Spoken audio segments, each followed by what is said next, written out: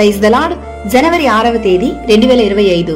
ఈ రోజు దేవుని వాక్యము, నీ దేవుడైన యెహోవా నీకనుగ్రహించు దేశములో నీవు దీర్ఘాయువంతుడు వగునట్లు నీ తండ్రిని నీ తల్లిని సన్మానించుము.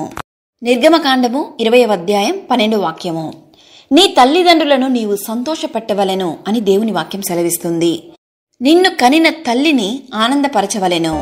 నా కుమారుడా, నీ తండ్రి ఆజ్ఞను గైకొనుము, నీ తల్లి ఉపదేశమును త్రోసివేయకుము అని దేవుని వాక్యం సెలవిస్తుంది. తన తండ్రినైనను తల్లినైనను కొట్టువాడు నిశ్చయముగా మరణశిక్ష నొందును. తన తండ్రినైనను తన తల్లినైనను శపించువాడు నిశ్చయముగా మరణశిక్ష నొందును.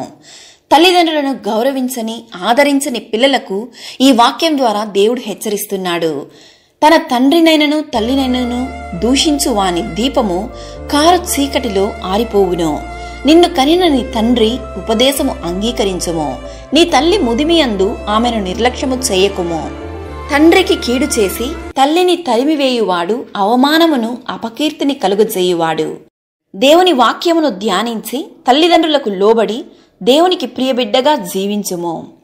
నీవు నీ దేవుడైన యెహోవా ఆజ్ఞలను అనుసరించి ఆయన మార్గములలో నడుచుకొనిన ఎడల యెహోవా నీకు ప్రమాణము చేసి ఉన్నట్లు నిన్ను ఆశీర్వదించి దీవించును. ప్రభువైన యేసుక్రీస్తు కృప మనందరికీ తోడయుండును గాక. ఆమేన్. God bless you.